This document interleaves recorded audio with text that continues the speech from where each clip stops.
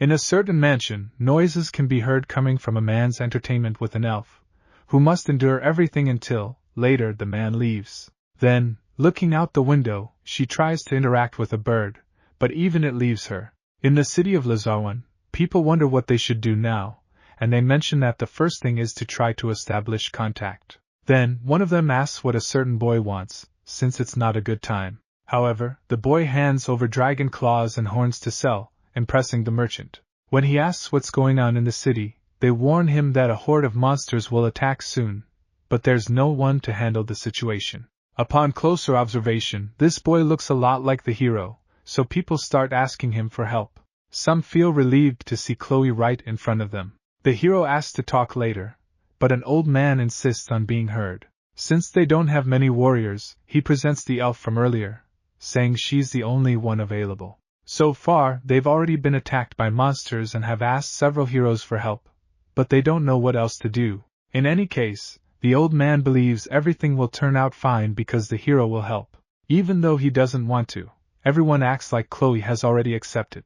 However, the protagonist makes it clear that he won't help just for being a hero. So far, everyone tells him he has to help, but he's not someone who acts out of charity, and in the end he states that he has nothing to do with that town, much to the old man's despair. Trembling for his life, the old man says he'll pay if necessary. But what the protagonist wants is to spend a night with the best woman in the town. Obviously, no one believes such an inappropriate request from a hero, but the old man agrees. Thus, the protagonist asks for information about the monsters. It's said that a group of undead orcs is invading the city. The boy asks if the elf knows how to use magic, and soon Lumina answers that she does. Chloe then decides to go with her, since it's easier when there's support. Naturally, the old man despairs, but the others seem to agree, and the hero uses the popular will to his advantage. In that case, the old man gives in, but yells at the boy to bring her back without a single scratch, because she's his wife.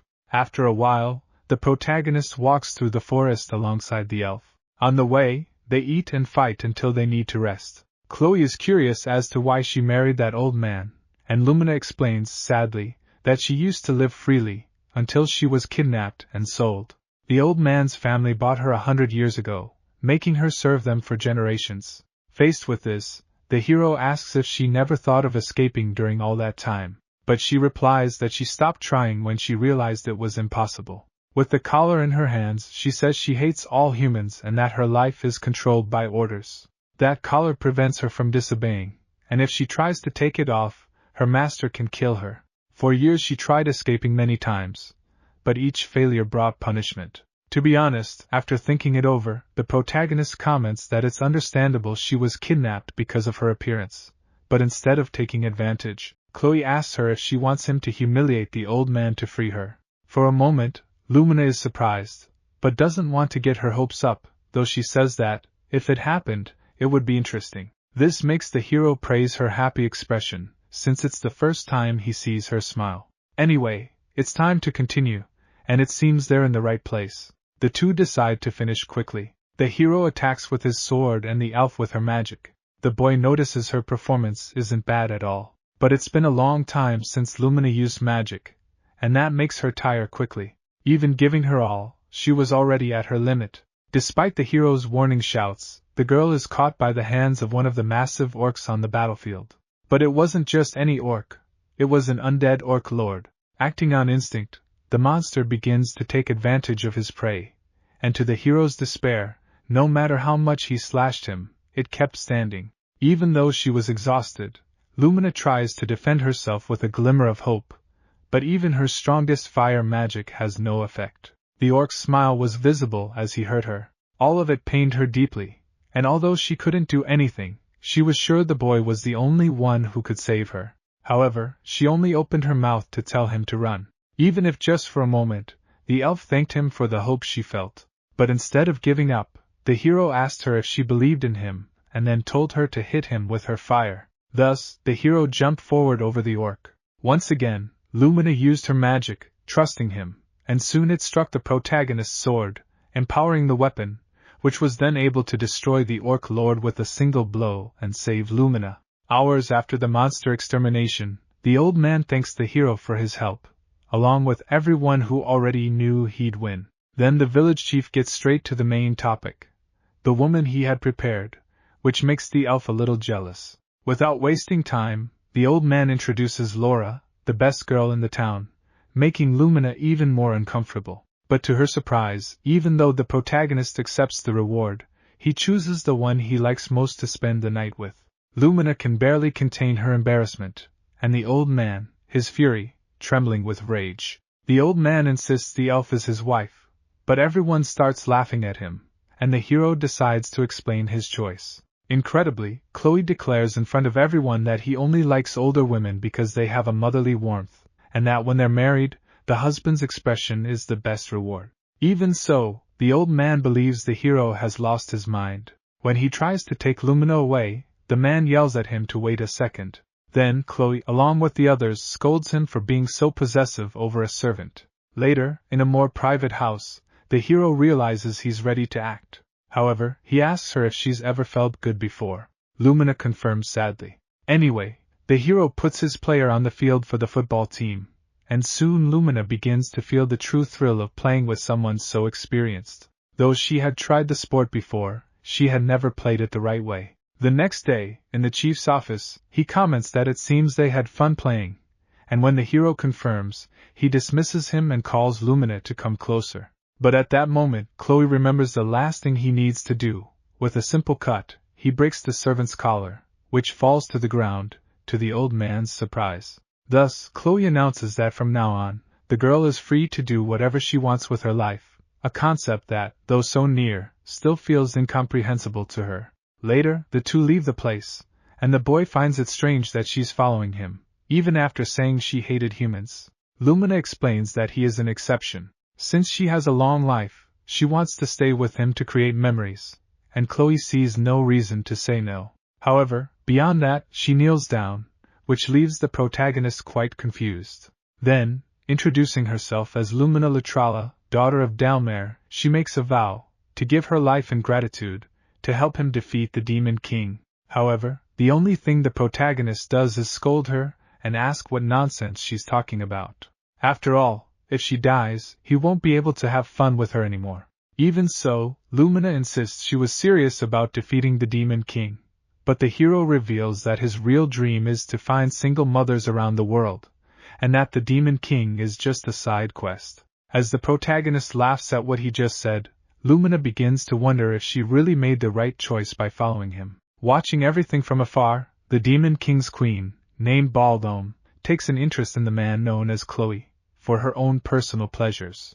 In the village of Hauran, the elf finds the atmosphere very peaceful and gets excited about the merchant's goods. However, while she's distracted, the hero hears a conversation about training, and notices a very beautiful woman helping a young man grow stronger. What draws his attention the most is the engagement ring on her finger. So the hero asks the florist who she is, and the man informs him that everyone in that village trains that way because they live near a slime nest. However, the information Chloe really wanted was about that wonderful girl. Though a bit uncomfortable, at least he managed to hear her name, Flory, much to Lumina's annoyance. Flory is the strongest fighter in the village, who took the initiative to protect it. But since her husband's death, she has been very reckless, even saying she'd grant the wishes of anyone who could defeat her. In that case, the protagonist doesn't think twice before approaching her and challenging her to a fight. Obviously, Flory doesn't understand why, but the boy is completely direct about his intentions with married women. Incredibly, the girl laughs instead of getting angry at such disrespect. Even so, she explains that she trains the villagers and that, if she got involved with him, she'd feel guilty about her husband. Therefore, the protagonist feels firsthand the sorrow of being rejected by a girl. Later, the hero's group goes to a bar, and by coincidence, they run into Flory again. Since they're practically acquaintances by now, she offers to drink with them that night. Little by little, she learns the traveler's story and is impressed by Lumina, as she's the first elf she's ever seen. In any case, Lumina asks Flory to talk a bit about her late husband, because she's curious to know why she adored him so much. Flory agrees without any negative feelings when remembering him. 12 years ago, while training as usual, her attention was diverted by a slime they defeated in seconds, Later, he asked her if it wasn't boring to keep protecting the village after having perfected her skills so much. What he really meant was that he wanted to leave the village to face stronger opponents. So, her husband entered the city tournament in Larks and won, to Florey's surprise. However, his true intention was for his wife to join him so they could face each other in the finals. That deeply moved her, until the day tragedy struck. At that moment, all her dreams were replaced by a simple request, that she protect the village for him. In the end, those were her husband's last words, and since then, Florey took on the role of the village's protector. She considered it the least she could do. Lumina was deeply moved by this story, because now she understood why the reward for defeating her held so much value. However, the hero simply drank and commented that her life made no sense. Obviously, Florey got very angry at that insinuation and had to be calmed down by Lumina. Even so, the protagonist reaffirms that it's useless to remain tied to her husband's will while sacrificing her own life. He also asks her what happened to her dream of winning the martial arts tournament. As she reflects, he reminds her that she trained hard every day to improve her skills. If he were in her place, he says, he'd use that power to fulfill his own desires. Florey insists that her husband's will is more important, and that she can't simply discard it for her dreams. But Chloe suggests she simply do both. If they completely eliminate the slime nest, they'll surely solve the situation. Florey is even more shocked, since she believes that's impossible due to the insane number of slimes. However, the protagonist trusts in her abilities, and in exchange, asks for the same reward as before if he's successful. For a moment, Florey hesitates, until, naturally, she gives in to the pressure. Later, the group heads to the nest, and after a while, they arrive, being greeted by several slimes. It's said that this village has been tormented by these monsters for a long time, and since they're mollusks, they're hard to damage. Also, if they're not eliminated properly, they revive shortly after, so they must fight in perfect sync. In the middle of combat, the protagonist notices something that catches his attention, but Florey shouts for him to wait, since it's dangerous to attack alone. However, ignoring her warnings, our hero simply moves forward, destroying the monsters. To Florey, something like that seemed completely impossible, since the slimes were being wiped out easily, despite being mutations that had evolved on their own. That's why the girl couldn't help but wonder who that guy was. Lumina reveals that he is the hero Chloe. For a moment, Florey still doesn't believe it. Suddenly, a monster lunges at her, but the elf saves her with a spell. The warrior thanks her, and not wanting to sit idle, Lumina suggests they help as well. Even now, Florey doesn't believe that man is the hero, and to her, that mage is incredibly powerful. Therefore, not wanting to fall behind, the girl activates a physical boost skill and runs onto the battlefield. Chloe realizes that this technique increases bodily resistance and attack power, and he definitely doesn't want to get hit by it. With more time in combat, Florey asks if the two can keep going, to which Chloe replies that she should worry about herself. More and more, Florey thinks Chloe is amazing, because even with her husband Gia, she had never defeated so many enemies. At that moment, she wonders if, by wiping out all the slimes, she could finally leave the village to pursue the dream she shared with her husband. But she also questions whether it's right to do so. The last thing she wanted was to abandon the village she had protected for so long, and she fears betraying Gia by leaving everything behind. Lost in those thoughts, the girl gets distracted just as a monster appears. Lumina screamed, desperate, but it was already too late to react. A massive slime managed to capture her, to the hero's despair and Lumina's shock at the creature's size. It seems all the remains of the defeated slimes fused into one. While Lumina handles the other enemies, Chloe rushes forward to save Florey. Still trapped, she apologizes, but the hero tells her she's reaping what she sowed, since during the battle she spent her time thinking about useless things that made her drop her guard. Then, the hero tells her that living bound to the words of a husband who's no longer around is a curse, and that curse can't be broken until she accepts the truth about his death. Only then will she be able to forgive herself, avoid further suffering, and finally live her own dreams. Having said that, Chloe tells Florey to use her physical hardening, because he'll cut the curse at the same time he cuts the monster. Thus, as the girl closes her eyes in tears, the protagonist fulfills his promise and frees her. Some time later, Florey performs a kind of silent prayer, giving thanks for the victory that day. She confesses she wouldn't have been able to do it alone, that she blamed herself for losing her husband, and that she had been running from that guilt by following his will. But now, she has finally overcome it, and is ready to chase the dream they shared, allowing Gia to rest in peace. Having said that, Flory also thanks Chloe and Lumina for having freed her from the curse that bound her. But the hero seems to remember something, and then she, smiling, tells him she hasn't forgotten the reward. She asks if they're going to pick up the tickets for the show right now, and since it's the place where her husband rests,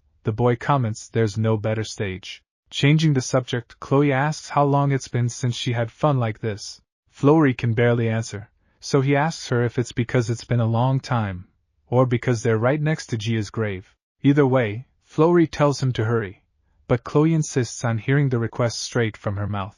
Now on the verge of exhaustion, Flory understands what she has to do, and once again asks the boy to hurry so they can watch the show. Chloe, of course, sees no reason to refuse. Anyway, Flory doesn't find the hero's attitude very kind, especially because Gia's name keeps coming up in the conversation. But to Chloe, she needs to overcome not only the dreams, but also the husband himself. And he's determined to help her with that, even if it means Flory has to apologize to Gia one more time. Sometime after the show's end, both lie on the grass, and Flory's expression is now much happier. Breaking the silence, she calls out to the hero to tell him she's decided to pursue her dreams and join the tournament in Larks. However, she also asks him for a favor, to join the group and travel with them. Chloe agrees, but warns her only if she dresses appropriately. Noticing her outfit, Flory gets very embarrassed, while Lumina watches, a little disappointed that the fun has come to an end.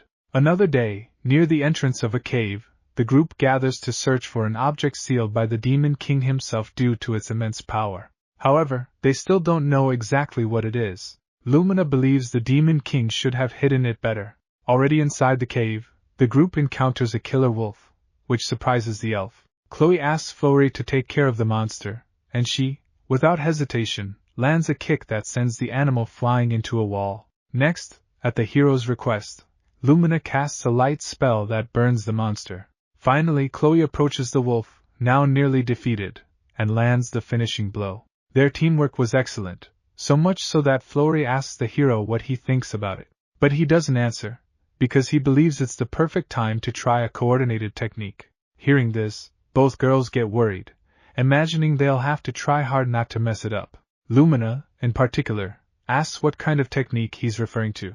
Then, the hero reveals that it's a 3-person technique, which leaves both completely stunned.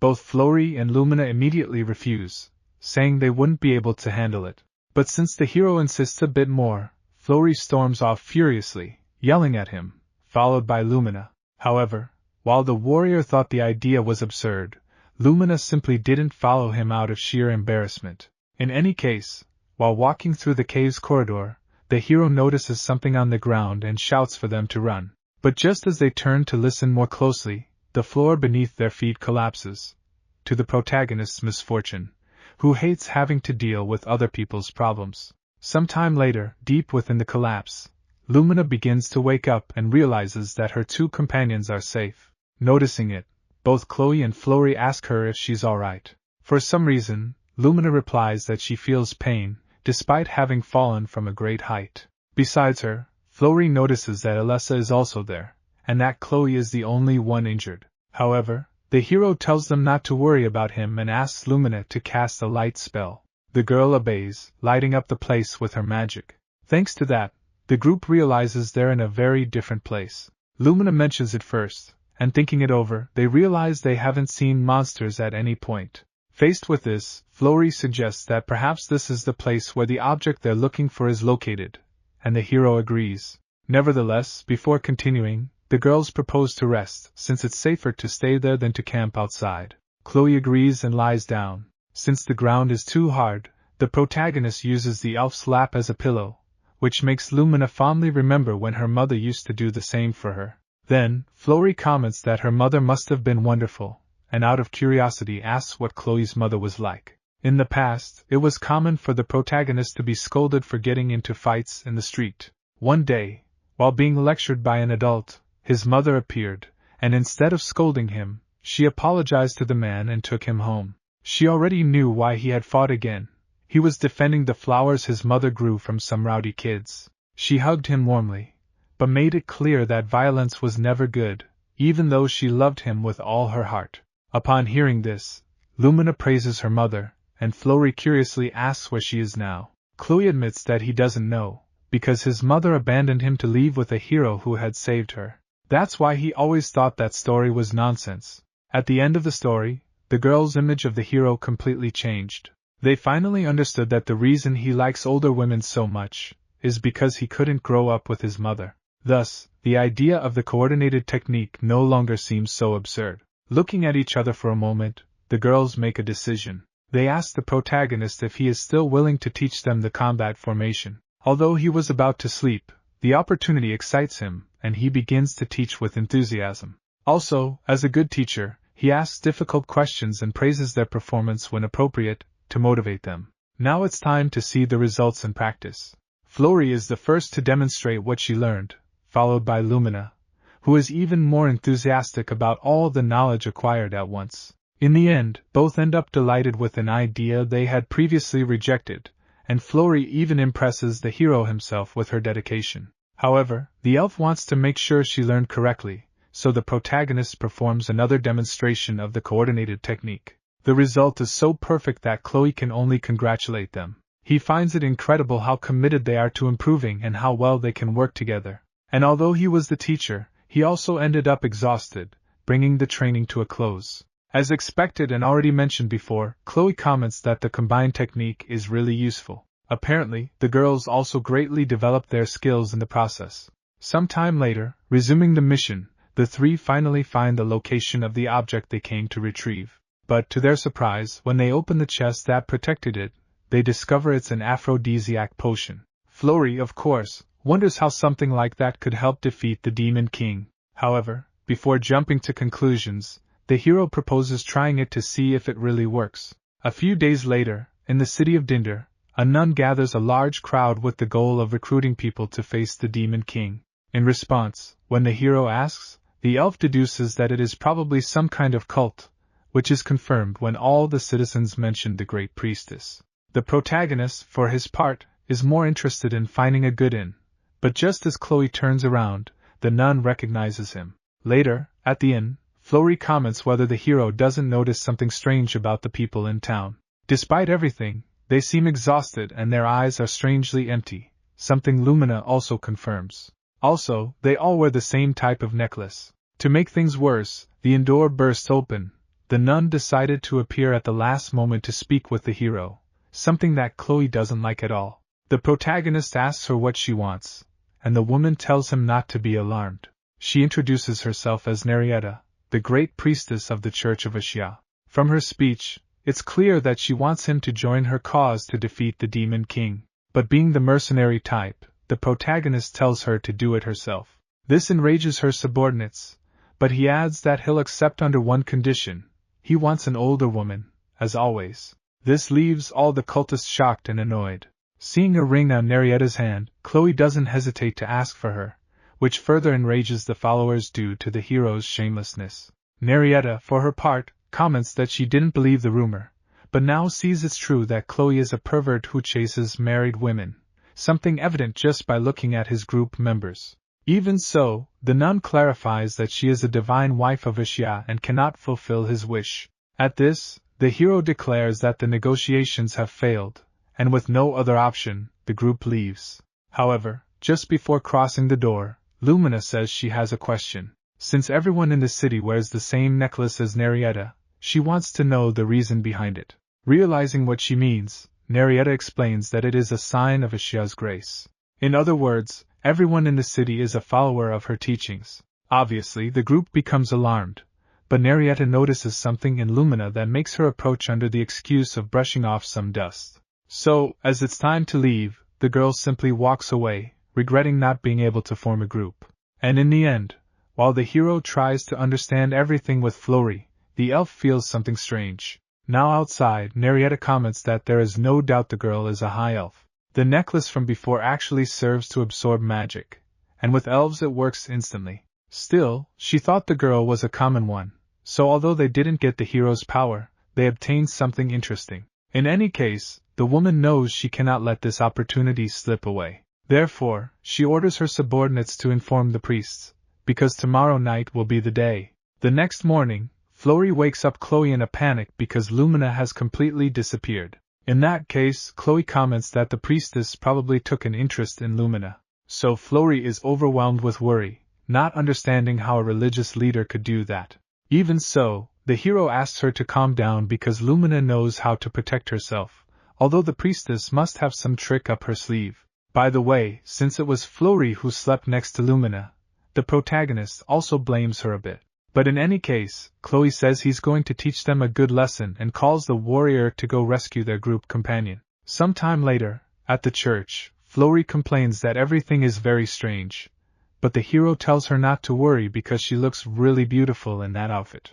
Shortly after, in that huge building, Chloe finds a place that must be the priest's office and says they'll enter to gather information. For some reason, upon entering, the room seems empty, so they both start searching without finding anything. However, suddenly they hear the sound of people approaching, and Narietta appears with her subordinates in a now completely clean room. That's because Chloe quickly hid inside a closet with Florrie. Unaware they are there, Narietta begins to talk about a ritual. The sacred weapon Ecstasia, capable of defeating the Demon King, is now in her possession, and for everyone, the presence of the High Elf is considered a miracle, since neither their magic nor that of the city's inhabitants was enough. Florrie, for her part, listens to everything in despair, fearing that Lumina will be sacrificed. Also, she will absorb the town's magic with that necklace, which explains the people's strange behavior. As the ritual continues, a subordinate announces that the preparations will be made in the basement, making Florrie cry. Although the goal is to defeat the Demon King, she is saddened by the cruelty involved. After all, it is believed there are better ways to achieve that goal. Seeing how much Florrie suffers, the protagonist hugs and comforts her, showing a rare moment of empathy, which surprises the girl, but he soon makes a playful gesture reminding her of his usual personality. Jokingly, he says they must wait until the others leave the room. However, the girl begins to feel uncomfortable with the situation. Florrie, on the other hand, sees no problem in continuing to joke at such a serious moment. So, Florrie tries to scold him unsuccessfully, as he keeps having fun.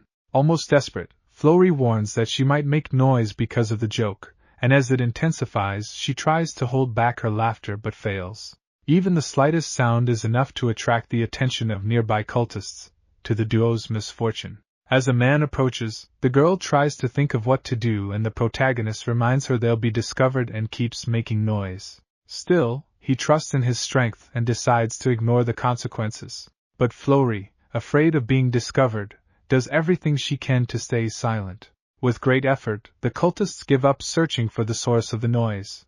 After all, Narietta is completely convinced that there can't be anyone there, and they all leave. Finally, Florrie can breathe a sigh of relief and scold the protagonist. Meanwhile, in the basement, some people praise the girl's beauty, already anxious for the ritual to begin. Unfortunately, the girl being praised is Lumina, who will be used as an offering. However, that will still take some time, as the clergy needs to resolve a few matters first. While imprisoned, Lumina begins to suffer mistreatment by the church's guards. They chain her by the arms and place a device to suppress her magic. Suddenly Narietta appears, happy that she has awakened and apologizes for any lack of courtesy. Even so, she requests her sacrifice to defeat the Demon King, claiming that with her magic they will reach the climax of the ritual. In any case, the nun announces that the ritual will begin soon and asks for the potion to be brought. At that moment, the cultists force her to drink the substance against her will. Finally, the elf consumes the mysterious potion and Narietta explains that it increases physical sensitivity. Thus, Narietta states that Lumina only needs to remain calm while her magic is carefully extracted. As the young woman's body releases hormones associated with happiness, the nun will absorb all the energy needed to revive the sacred weapon. Then, Ecstasia will be faithfully in her hands. With nothing more to say, the priestess leaves the rest to her subordinates. Narietta laughs enthusiastically at the situation, and the cultists decide to follow her orders to the letter. In this way, they seek to provide maximum comfort to Lumina to successfully extract her magic. Naturally, the young woman tries to resist the villains, but starts to feel weaker and weaker. And as her body is extremely sensitive, it becomes difficult to think clearly. The potion's effects eliminate her anxious thoughts, and with the cultist's soft touches, the sensation intensifies even more due to the substance's effect. In the end, they continue stimulating her senses to extract her magical energy until Lumina loses the ability to react. Then, after a few seconds, the moment finally arrives to proceed with the ritual. Quickly, the same priest as before approaches for the second part of the process to obtain the sacred weapon. And since Lumina is already prepared to be the vessel, he warns that injections will be administered, starting with him as the religious leader. Naturally, all that good sensation turns into despair due to the intense pain. Then, before being completely drained, the elf thinks of Chloe crying out to be saved.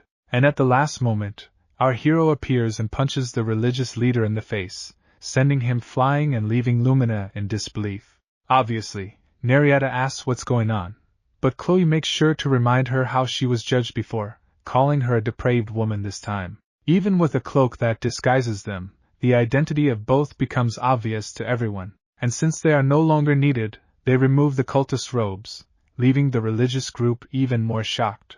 Changing the subject, Chloe asks what kind of cursed ritual that is, but Narietta explains that that's how it works. However, even if it is a legitimate ritual, he makes it clear that the religious members won't be forgiven.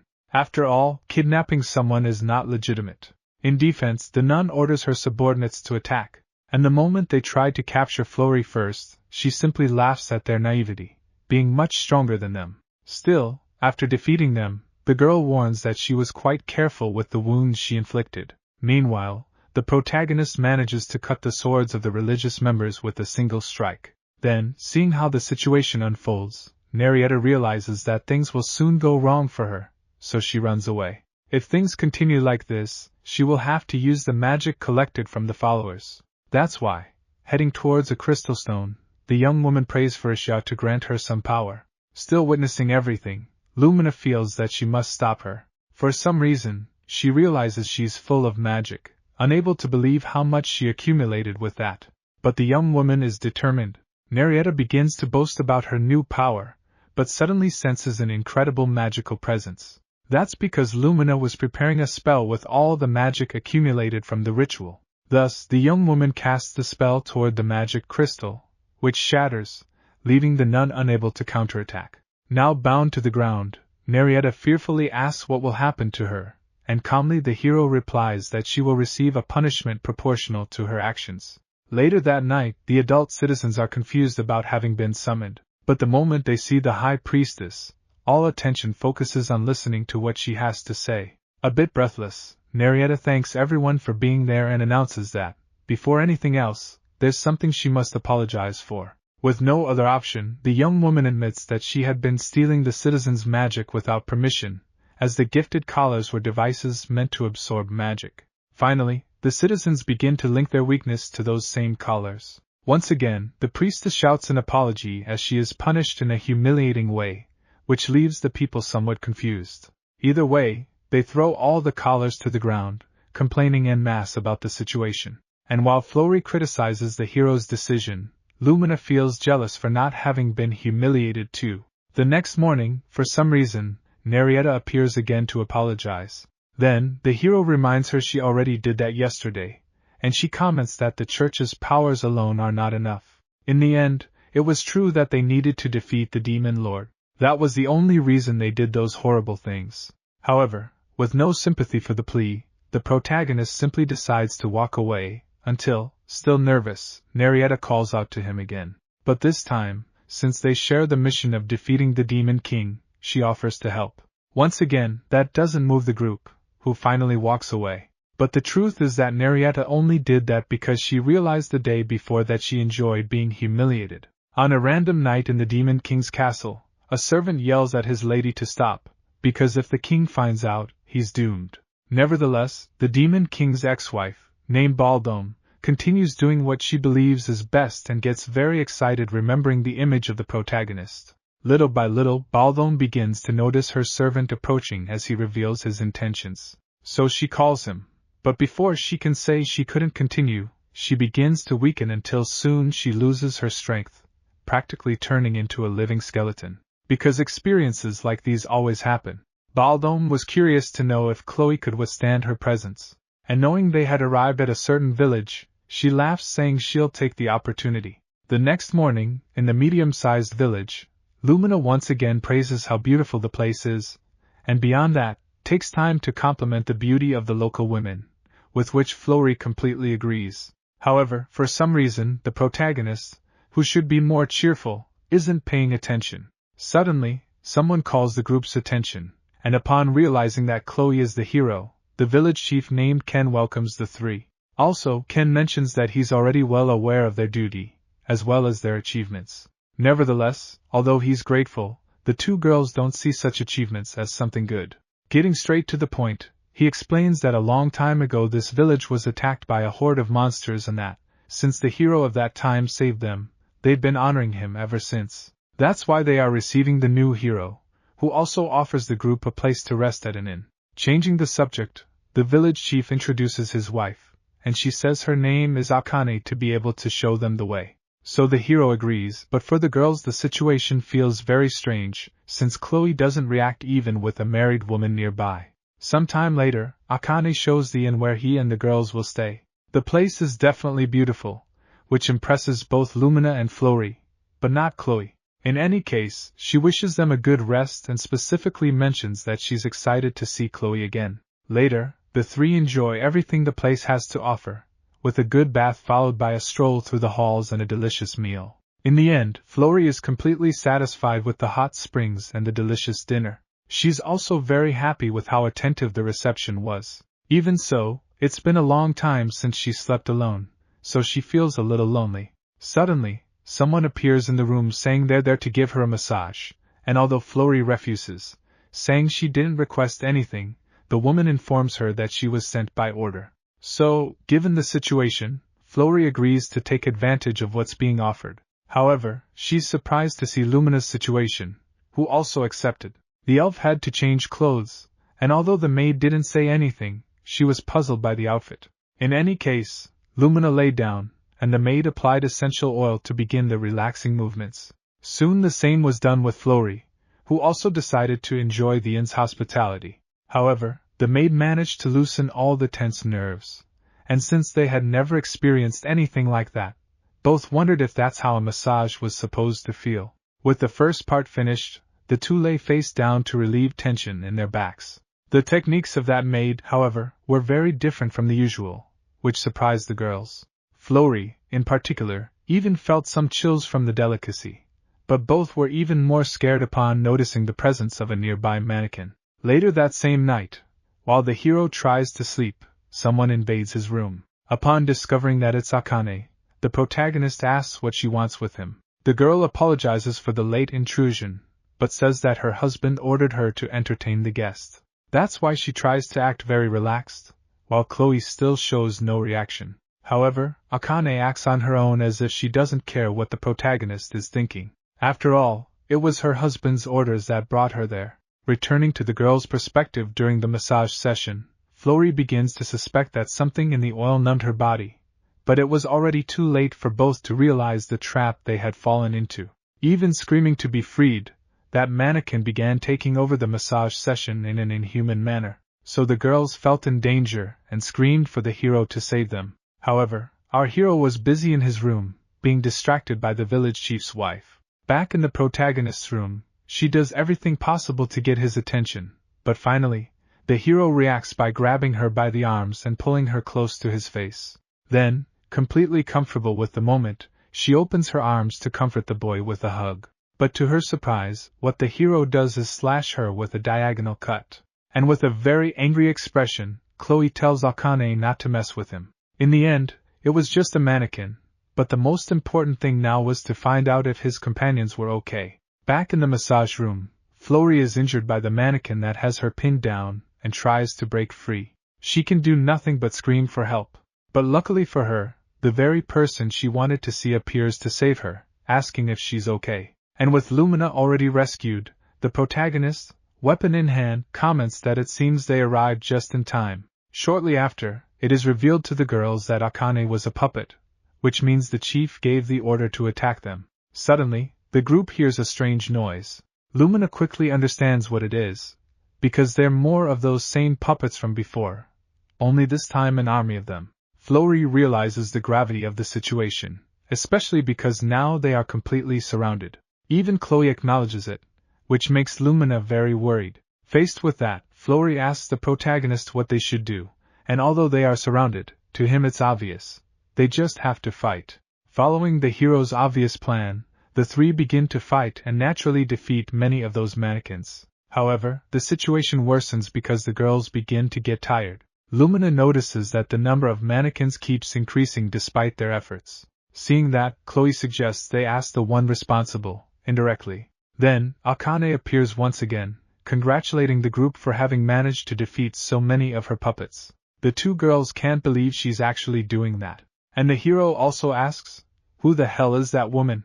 Then, with a smile on her face, the puppet general Akane, who is an officer of the Demon King, introduces herself. This time, instead of being confused, the hero's group is scared. Akane, on the other hand, says that her plan was ruined because they should already be her puppets. In short, she can control anyone who has contact with one of her mannequins. Upon hearing that, Lumina remembers the massage and starts to get scared. Flory asks if the chief is included too. Then, the girl just laughs a lot about the situation because not only the chief, but all the men in the village have already become her possession. Moreover, since the women kept interfering, she did the same to them, which means that all the women they met in this village were puppets. But more than that, it means there's no other way but to defeat her. That's what the hero says, facing Akane seriously. Quickly, the protagonist calls out to Lumina and Flory saying he'll leave the rest to them. So the two agree to take care of the minor puppets while the protagonist goes to face the officer alone. In that case, the girl praises the protagonist for his bravery and sends out the strongest puppet she has. Face to face, the puppet makes the first move by launching powerful consecutive attacks. But the protagonist manages to slice it in half, much to Akane's despair, who can't believe it, since she had created it with her own magic. In the end, Chloe stands before Akane, preparing her final strike. But that's when the girl starts laughing, because she still has one last card up her sleeve against the hero's weakness. Very cowardly, she creates imitations of Chloe's groupmates to stop him. With an even louder laugh, she doubts the protagonist can cut them, since he's a knight. But the truth is, she didn't know the protagonist's real personality. So, after finishing off the puppets, Chloe's sword heads toward Akane. And beyond that, she makes it clear she prefers real women over these ridiculous dolls that were completely destroyed. Later, the village men are faithfully freed from the officer's control, so now only one problem remains. Akane, for her part, makes it clear that she won't share any information about the Demon King. But first, the protagonist asks if she has a husband, and when the girl says no, he's not even interested in wasting time with her, which leaves her very confused, but also convinced she can return to her lord without a scratch. However, the village chief, who had been manipulated, says he's different from the hero. That's why both he and the others will take it upon themselves to make her pay firsthand for everything they made the village go through. Wasting no time, the men begin throwing stones at her for the crimes she committed. Then, the hero's allies comment that they should intervene. But Chloe asks them to watch a little longer, as it seems Akane is actually enjoying being punished by the same people she mistreated. She had many everyday experiences with her puppets, so even in such bad situations, being with real people made her happy. In that case, the girls, who were previously concerned, start to feel disappointed. After all, for some reason, the Demon King's officer was really enjoying her punishment. In the end, even the village men began to realize that the humiliation was having the opposite effect. And coincidentally, at that moment, the village women woke up from the trance. Although Flory had already warned them, they stumbled upon the scene of Akane lying in the street. Obviously, they were all irritated that their husbands were paying attention to another woman. And even though the men had a good explanation, they weren't even allowed to speak. So, like wise people, the protagonist group decided to leave quietly, without making a scene. Meanwhile, in the Demon King's castle, the former queen is furious. After all the subordinates she brought to serve her showed no initiative to help, since they turned into skeletons seconds after approaching her. Later, at the castle's meeting table, news had already arrived that Akane was defeated. In that case, since she was the weakest among the generals, the beast cavalry general named Karen decided to go in her place. However, Annie, who is the general of the Magic Corps, insisted that she would go first. After all, she could use her magic to make even Karen disappear from her sight. In any case, a voice is heard shouting to wait, because she still wants one more chance to serve her lady. However, such a request only brings disappointment to the others for her audacity in showing up. Even so, Akane bows, saying that this time she'll defeat the hero the right way, which Baldome finds totally boring. Unfazed, the puppet general keeps begging until her hair is grabbed by the heavy infantry general, the orc king named Buster. Since the queen didn't respond, that meant Akane was no longer useful, so Buster decided to teach her a lesson. Without mercy, the orc king punished Akane for the mistake of speaking to the queen and returning to the palace. And although the girl tried to escape from the monster, the orc carried out his role with complete authority. Little by little, all that pain made the girl start to regret coming back. Unable to resist, she continued being humiliated by the heavy infantry general. At the end of the first punishment, the girl thought she would lose her life right there. But unfortunately for her, the sentence wasn't over yet, as she still had more sins to repent for. So, unable to endure more of that humiliation, Akane gave in, begging for Her Majesty's forgiveness. While the other generals condemned such a harsh punishment carried out in front of everyone, another figure appears to speak with the Demon Queen. It's the Aerial Corps general named Sally, who wishes to be the next to go after the protagonist. And without even thinking, Baldome accepts the request, to the magical general's dismay. Sometime later, in some random forest, the protagonist group passes by a tree from which Sally watches everything from above. Her husband, named Daniel, on the other hand, disapproves of the hero for walking with two women at the same time, since they, as harpies, have the culture of choosing only one partner for life. Sally feels a bit embarrassed by that statement, but soon they begin discussing the strategy to defeat Chloe. The girl admits that the hero has a strong group, but believes that if she uses her ability, she can destroy them instantly. As they walk, Flory comments that she didn't expect the path to be blocked by a landslide. In response, Chloe walks beside her saying they'll have to go through it, no matter what. However, the problem was that Lumina was apparently being ignored in the conversation. She intended to speak with the hero first, but Flory, quite untimely, interrupted her. Besides that, the elf feels that Flory might be trying to make her feel excluded on purpose. But just when that bad thought arises, Lumina snaps back to reality. Since she had never thought that way before, she believes something must be wrong, but she doesn't even have time to reflect, as she trips on a rock and is caught by the hero like in a dramatic scene. At first, Flory is concerned for her friend, but noticing the affectionate way between the two, she gets irritated thinking the elf fell on purpose so the protagonist would help her. However, the girl also realizes that those thoughts aren't really hers, but for some reason, she can't control those feelings. Now, with more power poured into this hypnosis, the two completely lose control of their bodies and turn toward the protagonist with a different expression. First, Flory asks how much longer they plan to be that close to each other, and tells Lumina to stop trying to gain the hero's protection because she doesn't deserve it. At that, the elf asks if the girl understood what she just said, calling her selfish, which enrages Flory. So the two keep arguing until the protagonist yells for them to stop for a moment, stating they need to calm down. Chloe asks what would happen if a fight broke out in the middle of the forest, and scolds them for causing a scene in such a dangerous place. However, that only irritates the two even more, since those words come from someone who, according to them, has the soul of a womanizer husband. Suddenly, with a gust of wind, what was just said comes true, because a group of harpies appears, to the protagonist's misfortune. Then Chloe calls the girls to face them together, but the two keep arguing. With nothing else to do, Chloe has to face the harpies alone, at a complete disadvantage. Inevitably, the monsters go after the two girls who are fighting, so Chloe steps in to save them both. A bit surprised, Flory thanks him, and once again, the hero orders them to stop. But Lumina keeps arguing, calling the warrior a hypocrite for accepting the protagonist's protection after criticizing her for the same thing. Now, trembling with rage, the hero once again demands they stop. But a laugh begins to echo. As they try to understand what's happening, the one responsible apologizes, saying she couldn't hold back the laughter at all this drama. To her, it's hilarious to think Akane lost to these clowns, and Daniel agrees. In that case, the hero deduces it must be one of the generals. And just as he guessed, Sally declares their time is up. So, along with her army of harpies, she announces that she'll defeat them all while the girls remain at odds. Wasting no time, Daniel uses a wind skill to cloud the group's vision. Then, Sally takes advantage of the confusion to descend on the protagonist, grabbing him by the shoulders with her claws. Very worried about the hero, the girls realize more monsters are approaching.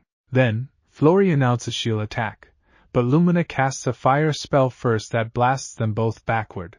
Of course, they end up hurt in the process. Flori rushes to criticize her partner's action, and once again, they start fighting over a silly misunderstanding caused by hypnosis.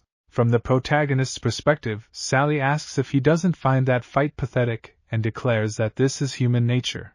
With just a simple mind control spell, everything falls apart. Finally, the hero reacts upon realizing Sally was the one responsible, and she also mentions she caused the landslide to lead him into the forest. In that case, the girl asks how the hero feels with so many disadvantages on her turf. Unlike humans, the harpies are working perfectly in pairs, which leads Sally to assure that Chloe will lose today. But the protagonist only focuses on one detail. If they're in pairs, that means the female harpies are married. On the other hand, Sally begins to feel a strange power. Her body feels really weird. However, the reason is much simpler than expected, and very embarrassed, she shouts that only her husband could be that close. So she orders her subordinates to catch that scoundrel as quickly as possible. This time, however, the hero responds by easily cutting down all the monsters. Sally realizes the boy's power increased the moment he learned she was married. Not holding back, Daniel moves in to defend his wife, saying scoundrels like him deserve to be wiped out. But the protagonist replies that the more love he shows for her, the more he'll desire her, which leaves Daniel furious and drives him to attack with all his might. Chloe, for her part, keeps teasing, asking if it's not a good idea. Daniel swears he'll make him regret underestimating the power of the Demon King's aerial core. Watching everything from afar, the girls comment that they should help the protagonist, but Sally uses a flurry of feathers to stop them. Flori, determined to help, pushes Lumina to handle the minor monsters, which enrages her. Lumina tells her to stay away, and adds that she always knew she was a nuisance. Flori responds that that's quite a coincidence, because she thought the same. Then she proposes they finally decide who Chloe's favorite is. With her magic, Lumina prepares to erase every trace of Flori, until they hear the protagonist yelling, asking how much longer they were going to let themselves be manipulated by such stupid tricks. Because she hates seeing them argue, Chloe makes it clear that once everything is over, she'll ensure equality in their relationship with both. With a sarcastic smile, Sally mocks their efforts, saying mere words can't break her spells. However, after hearing that promise, Lumina uses her magic, this time to attack the monsters. Alongside the elf, the warrior jumps through the trees to strike the scorched harpies, taking them all down with perfect teamwork. To the general's surprise, her mind control spell has been completely shattered. Realizing how critical the situation is, Daniel calls out to his wife to run. Then the hero, disgusted by the monster's cowardice, calls the girls to finish everything. Flori immediately agrees, kicking a tree and launching it at the enemies.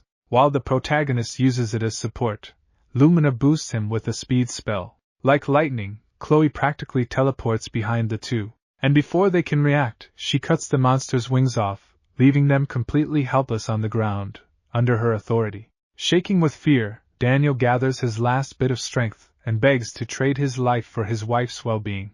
But the hero replies that he's not interested in killing anyone, which shocks the young man, impressed by his kindness. However, he judged too quickly, because the hero still adores taken women. And that's exactly why, right in front of the husband, he kisses his wife. Practically in shock, Daniel slowly begins to grasp what's happening, and Sally yells at him to look away, because she doesn't want to be seen betraying the man she loves. Either way, the hero keeps holding her in his arms, while Daniel can't do anything. What hurts the young man the most is that his wife's expression looks way happier than when she was with him. To make it even clearer, the hero asks Sally who she loves more between the two. Since she takes too long to answer, Chloe insists she be honest. Finally, screaming in humiliation, she admits the protagonist is more interesting than her husband, which Daniel takes terribly, since he'd always been good to her in so many ways. But now Sally's already lost, not caring about her past at all. With the main problem solved, Lumina and Flori call out to the hero, reminding him not to forget his promise. And since he's a man of his word, Chloe smiles, ready to help with whatever it takes to clear up the misunderstandings. In the kingdom of Wanatoria, the king receives terrible news. It's said that King Orc's army is approaching. Unfortunately, everything points to the demon king planning to conquer the country. However, just then, the strongest knight in the kingdom, Mia, shows up, declaring there's nothing to worry about since she's here. This fills everyone present with excitement. As the kingdom's strongest knight, the citizens firmly believe they're in good hands. Mia is the one chosen from among 50,000 royal guards, a true elite. The king acknowledges the commander's worth but mentions she's important to the crown prince. Still, Mia states she'll be the one to defeat King Orc and destroy his army. Hearing that, the crown prince, Treves Wanatoria, yells, reminding her that she's his wife and therefore shouldn't act recklessly. Pleading, he asks her to stay by his side, hugging her warmly. But the truth is, the commander can't disobey her duty. However, she promises that when everything's over, she'll retire from the knights to stay with Treves as the crown princess. With such resolve, both the young prince and the king decide to leave things in the knight's hands. Kneeling down, Mia states she'll personally take care of destroying King Orc's army. Even so, His Majesty comments that even for her, fighting alone won't be possible. However, Mia already had a plan. Sometime later, at the Adventurers Guild, people whisper about the rumor that King Orc's army is approaching. The worst part is these monsters have a habit of attacking defenseless women, and some even take them as prisoners to turn them into wives. Despite how scary the situation is, a young adventurer mentions there are strong folks at the guild. Although he really doesn't care if they're enough, he's planning to leave the country as soon as possible. At that moment, the receptionist welcomes the heroes group to the Wanatoria Guild and explains that the place also works as a tavern, though it's currently closed due to the national emergency. Flory asks what a guild is, but more importantly, Chloe interrupts asking if the receptionist is married, which really annoys the elf. With that question and the guy's attitude, the receptionist realizes she's talking to the hero, shocking everyone because of his bad reputation. Still, Chloe insists on his question until Mia shows up and calls for silence, to the receptionist's relief. The people don't get why the crown princess is there, so Mia explains that since King Orc's army is on the way, she's willing to pay a good sum to the adventurers in exchange for their help. This time, she wants to recruit them to fight by her side. Even though she's offering payment, most of those present think it's a suicide mission. Since it's a national-level mission, the receptionist says she's never heard of anything so dangerous. Flory, still confused, asks again what a guild is, surprising everyone since they're supposed to be heroes. But Lumina spent most of her life as a prisoner, and Flory in a remote village. The receptionist explains that there are guilds all over the world, and missions range from village level to global level. Normally, they only take on missions up to the second tier since there are few adventurers above tower level. To explain better, she says ranks go from novice to legendary, the latter being those who can take global missions. Even so, there's a rank above legendary, but they were already confusing the girls, so the guild member decides to use Mia as an example, since she's at the superhuman level, the second highest. Back on topic, despite the fear, some found the offer interesting. A champion-level adventurer group steps up, Puri, and their group is called Burning Lion, and they're pretty famous. Also joining are two more champion-level girls named Mika and Emma, known as the Cold-Blooded Sisters, super popular among the guys. Finally, a man in a hat, who usually hates all the fuss, says this time he has to act. Calling for Hijui, who appears from his shadow, we meet Hansa, a superhuman-level adventurer, who joins the cause with the girl. This group, known as Silent Shadow, is also very well known. The Crown Princess thanks everyone for joining and declares that they'll join forces to destroy King Orc's army. Suddenly, in the middle of everyone, another person appears, the hero, who quickly approaches Mia to talk. Grabbing the commander's attention, Chloe asks if she's really the Crown Prince's wife. Not really understanding what's going on, Mia asks if the guy wants to join the group. The protagonist agrees but sets a condition. He'll only help if she gives him a kiss. Everyone, no exception, is shocked by such boldness toward the future queen. The most offended is Mia, who draws her sword and yells that he should be ashamed. Even though the guy's got power, he acts like an arrogant barbarian. That's why Mia firmly declares she'll protect those she loves, from the king to her husband, as well as the people of her kingdom, moving everyone with her determination. Afterward, the commander insults the hero, calls him ridiculous, and apologizes to the adventurers for the scene. Then she asks them to follow her. Even Chloe's companions judge him for making such a fool of himself at the guild. Changing the subject, Lumina asks if he's sure about what he's doing, since the country's about to be attacked. Chloe replies he's already done what he could, since he believes people don't deserve help if they give nothing in return. Also, this time he's got another goal. He doesn't just want to fight King Orc. In a far-off room, Mia gathers her allies to explain the strategy. The Demon King's army is made up of powerful individuals, especially the Orc army. That's why, if they can defeat King Orc, his troops will eventually crumble. With that in mind, the city's knights will defend inside the walls, while the royal army battles the orcs on the front lines. Meanwhile, they're planning a surprise attack on the king to end everything once and for all. Hash gets it with great excitement, so Iris tells him not to get carried away. On the other hand, the twins claim they'll be the ones to defeat the orc, and since their allies are pretty young, Hansa hopes they don't let their guard down. With that, Mia thinks her companions are very reliable adventurers, unlike that human scum. In any case, knowing she has to focus on the operation, she announces that everything is ready. Later, the Knights of Hunger gather with the goal of protecting the inner wall at all costs. Meanwhile, Sub-Commander Avery hopes the captain is doing alright. Moving outside the kingdom, the Knights prepare to face the intruders, who are being led by the heavy infantry general. Once everything's set, both humans and monsters charge into battle, starting a fight like no other. Buster, for his part, believes there's no way humans can beat the orcs. However, suddenly a weird feeling makes him dodge an attack, taking down all his subordinates who were trying to hold him back. One of them comments that, given the orc's size, it's impressive he can dodge like that. Even so, Hansa believes this won't be an easy task. Very pissed by this dirty trick, the general asks who those two are. But no longer caring, he just says he'll make them regret that decision. During the battle, an earth magic spell knocks down several monsters, and Iris, being a healer, supports Puri. Meanwhile, Hash is impressed to notice that Hijui's shadow is already with him. Coming out of hiding, the girl stealthily eliminates one monster, and then several more, which is praised by Hansa. Finally, the twins also join in, saying they won't lose to the invaders. This causes the Orc King to become increasingly enraged. Facing the enemy leader, Mia attacks him with her weapon, warning that she won't allow him to continue his reign of terror in the country, and launches herself into a full offensive. But the Orc King manages to stop the sword with his bare hands and repels her, throwing her backward. The Orc laughs, mocking that this is supposedly the strongest knight in the country, and says that at least she'll make a good wife for him. However, Mia finds no humor in those repugnant insinuations. The Orc, for his part, asks what the girl is focusing on, and claims she won't be able to hurt him. But she doesn't care about his opinion. She charges with all her might, determined to take him down with one of her most powerful attacks, called Wolf Moon's Sword. Apparently, she manages to deal some damage, and Mia declares that the monster underestimated humanity's strength. However, a smile appears on the Orc King's face, leaving Mia confused. Shortly after, everything ends in a huge cloud of smoke.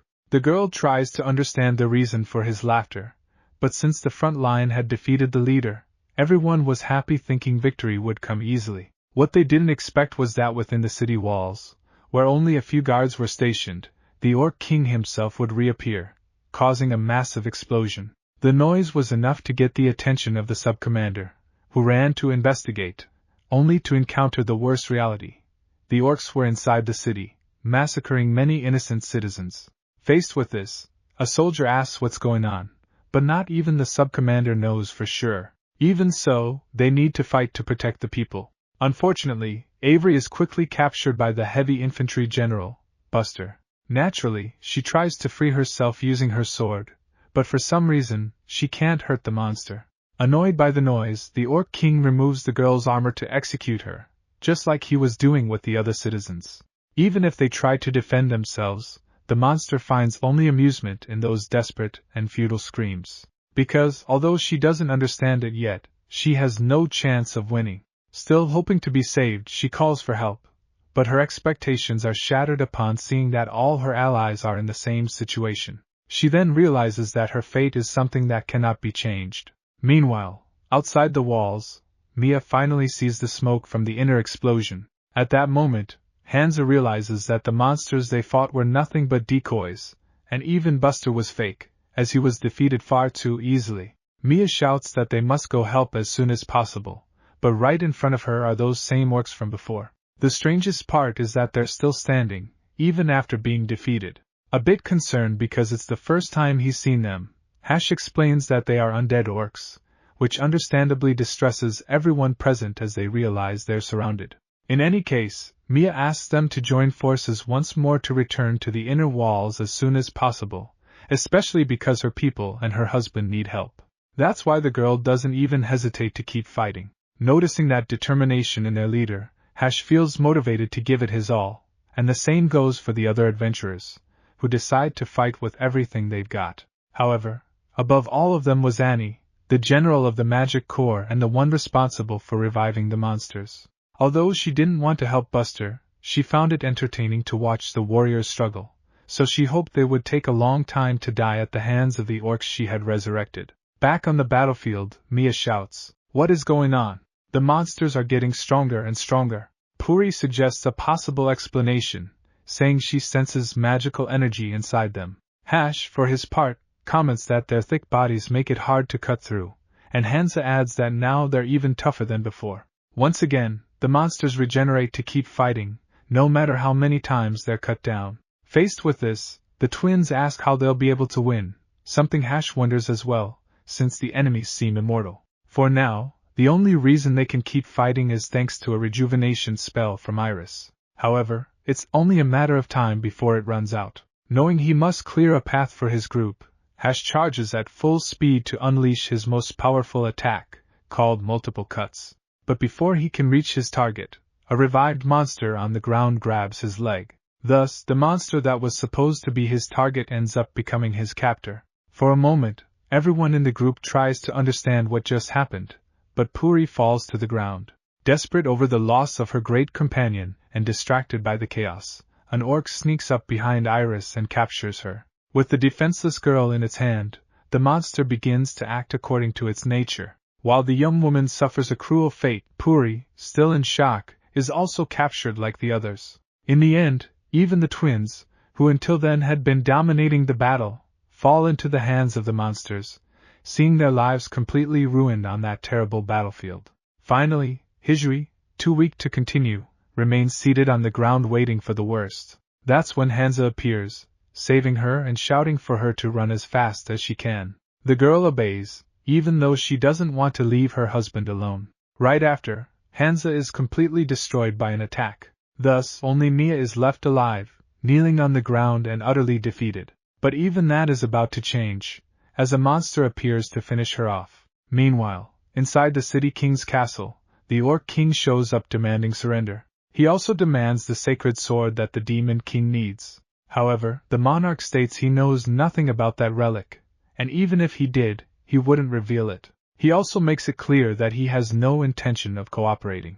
Faced with this defiance, Buster doesn't hesitate to judge the king on the spot, sentencing him to death, to the despair of his son, who watches helplessly. After executing his first victim, Buster makes it clear to the prince that he must tell the truth if he doesn't want to suffer the same fate. Under pressure, Treves declares that the sacred sword must be in the treasury, though he admits he doesn't know exactly where. Soon, both head to the place, silently followed by the protagonist's group. Surprisingly, the treasure pleases the Orc King, but without further delay, he demands to know where the sacred sword is. Seeing that Treves remains silent, he begins to lose patience. Suddenly, the protagonist appears and cuts off Buster's hand, saving the prince's life. However, the real reason was that Chloe also needed Treves as a guide to find the sacred sword. A bit annoyed, Buster admits he already knew the boy was there, but now that he understands his intentions regarding the relic, he quickly attacks, following the Demon King's order to prevent the hero from obtaining it. At the moment the blow hits the hero, Chloe realizes how strong Buster is, but she doesn't even have time to be impressed, as another strike follows immediately. Trying to defend himself, the protagonist's sword breaks in half, and he is thrown against the castle walls with great force. Both Flory and Lumina are desperate over the hero's condition. However, at that moment, their own safety is more important, especially because, after attacking the protagonist, they also receive a powerful blow from the Orc King. Buster still has other plans for them both. Returning to the crucial moment, the Orc King again interrogates the prince about the sacred sword's location. With a malicious smile, he warns that if he refuses, he'll end up like his father. This leaves Treves utterly desperate, until, luckily, Mia arrives and cuts the orc's cheek, making him release the prince. The girl declares she's there to rescue her husband, and Treves thanks her from the bottom of his heart. For his part, Buster is enraged by the cut on his face, but still demands they hand over the prince. Obviously, Mia refuses. At that moment, as both prepare to fight, the prince can't bear the thought of dying and simply pushes Mia aside to escape. After all, he believes it's a knight's duty to protect royalty, even at the cost of their own life. Beyond that, Treves shows his rotten personality, not caring whether Mia lives or dies. However, not even his betrayal is enough to escape punishment. A blow to the head strikes him, for the king wasn't going to let someone who knows where the sacred sword is get away so easily. Buster then grabbed Mia and asked if she was the wife of that stupid prince. Then, with cruelty, he asked how it felt to be abandoned by her husband. But she no longer cared about anything, until Chloe appeared again, this time with an iron statue, striking the orc's head. Mia tried to regain consciousness to understand why he was there, but the hero shouted, asking if that bastard prince was the only man she loved enough to be so broken. Because, aside from him, there were also the people of that country she claimed to love. Tired of listening, Buster threw a powerful punch that Chloe blocked with the statue. The orc claimed it would always be the same, that no matter how many times he tried, the hero would never be able to defeat him due to the overwhelming power gap between them. That said, a single blow of his destroyed the statue. But at that moment, the sacred sword hidden inside the statue was revealed, as Chloe was thrown backward. Even exhausted, the hero stood up once more. Buster, feeling some pity, asked him to stay still until everything was over. That is, until Mia appeared between them, pointing the sword directly at the Orc King, determined to face him. Buster asked her to surrender, but Mia fought with all her might. Although she didn't want to admit it, the hero had reminded her of the true meaning of wielding a sword, and that's why now she was willing to sacrifice herself to her last breath to save him. Chloe clearly noticed her determination, but also realized that the relic hidden inside the statue was now in her hands. Even if he couldn't quite believe it, the moment he held the sword, everything began to change. Back on the battlefield, Mia couldn't understand why Chloe was still there, but the truth was that she no longer needed to protect him, thanks to her new sword. This made Buster tremble in fear. That was the sacred sword, and the situation was much worse than Buster could have ever imagined. In his biggest mistake so far, the general tried to fix it by eliminating the hero, but his powerful strike was stopped by a slash that also severed his arm. Not even the general knew the sword was that powerful, and the worst part was that the hero grew stronger over time thanks to it. That's why Buster decided to run. Naturally, Mia screamed furiously at the monster's audacity to try and escape after everything. But even the hero agreed to let him go, since they were already hurt enough. And although it was humiliating, Mia also had to accept it in order not to risk her life now. 3 days after the incident, Treves welcomed the knight for her achievement. Shamelessly, he thanked both her and the hero for driving Buster away, and declared that he would rebuild the city following in his father's footsteps. However, Mia interrupted that declaration by saying she would leave the country. Treves then dropped his mask once again, asking who would protect him in her absence. Even so, the girl said she needed some time to distance herself from him, and though it was hard to say, Treves understood he had no right to argue. Later, Mia found the hero's group, who were already leaving the city. The girls warmly welcomed the former princess. Chloe thanked her for the help and for taking care of her after the battle. But since they had only come for the sacred sword, they were already on their way out. Then, asking for one more moment of attention, Mia requested to join their journey to defeat the Demon King, surprising everyone. At this point, all the civilians, her fellow knights, and the adventurers who gave their lives to protect her, are dead. Therefore, with nothing tying her to that place, Mia wants to bring justice with her own hands. And with a cheeky smile, the protagonist accepts. After all, married women are always welcome in his group.